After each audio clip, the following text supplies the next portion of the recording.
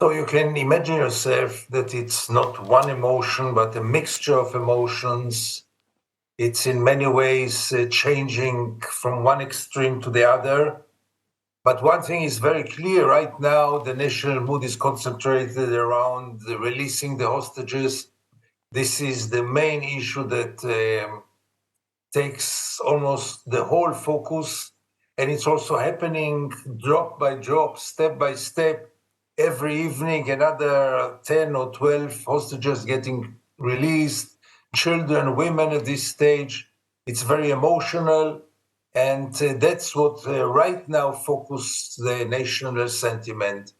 There is still, maybe unfortunately so, still a sentiment which is quite general to continue to renew the war. But I guess it depends on the developments in the coming days. Yes, I mean, what's absolutely clear is any civilian life, Israeli or Palestinian, is very precious, and what took place in Israel was an atrocity which all right-minded people would condemn without any equivocation or exception. I think what most of our viewers are also concerned with is the loss of Palestinian civilian lives, and it's something that you've been highlighting in your journalism for so many years at a lot of personal cost and in some respects abuse as well. Yet you have soldiered on and brought to light the plight of the Palestinians to Israelis as well. What's the atmosphere like for people like yourselves or those on the left who now 8 weeks later are trying to give some humanity to what's going on to the ordinary Gazan civilians?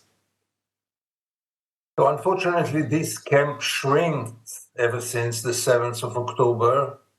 And very unfortunately, so many Israelis who belong to the peace camp and who were quite active changed their minds after the 7th. They felt betrayed by the Palestinians.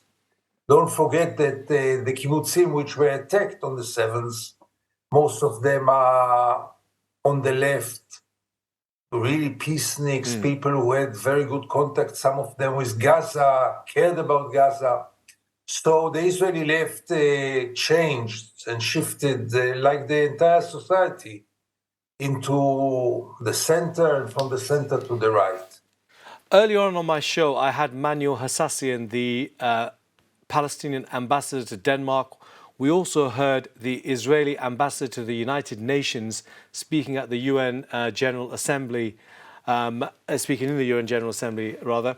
And it struck me that both sides are so far apart in terms of coming together to provide a solution to the conflict. Certainly, the Israeli ambassador's comments were focused on Hamas, whereas the Palestinian ambassador to Denmark, his whole focus was on achieving justice and an end to the occupation. What are your views, and how do you think this can be charted? I know I heard you speaking to one of a journalist at Al Jazeera, where you said it's grotesque to talk about the peace process at this moment in time. But certainly you heard Anthony Blinken today talking about a two-state solution. So that talk of getting the peace process back on track is going to be taking place. How can that best be tackled?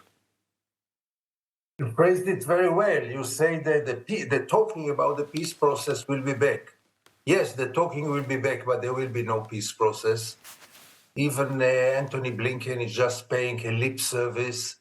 I guess he knows that the two-state solution is not achievable, for sure not now, but I have my doubts if it can be achieved at all with 700,000 settlers in the West Bank, where there is no space for a Palestinian state and no room for evacuating those 700 settlers.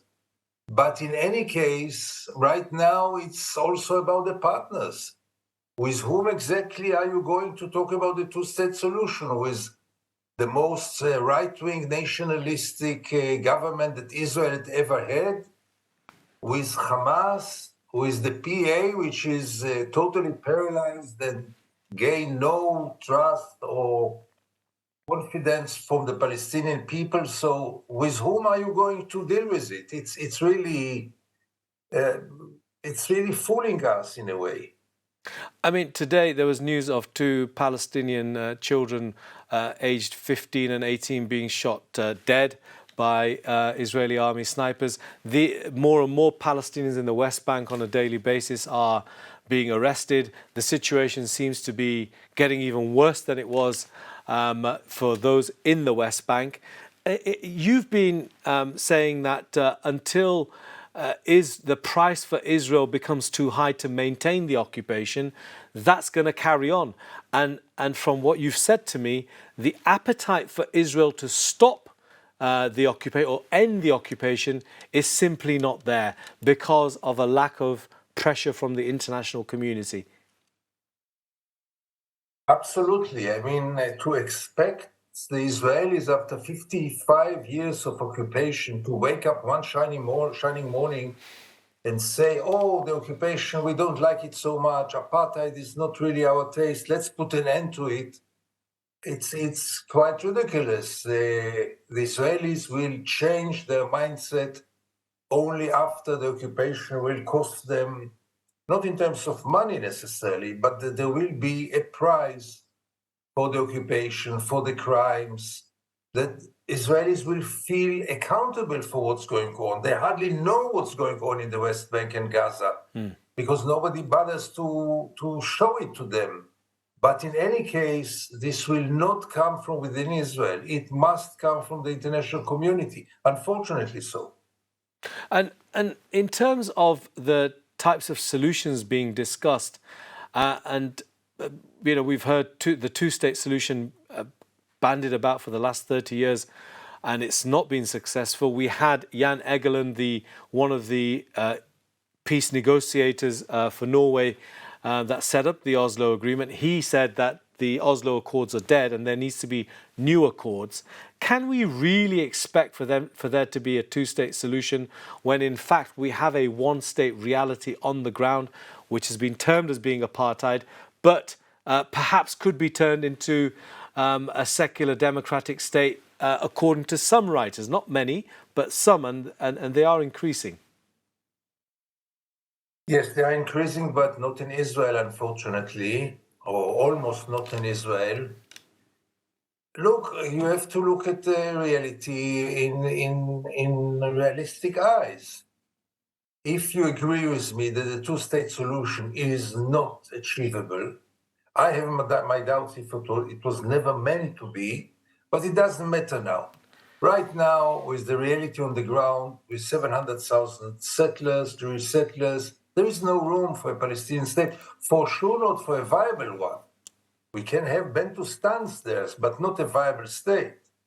So if this is off the table, which I believe, then we remain only with two options.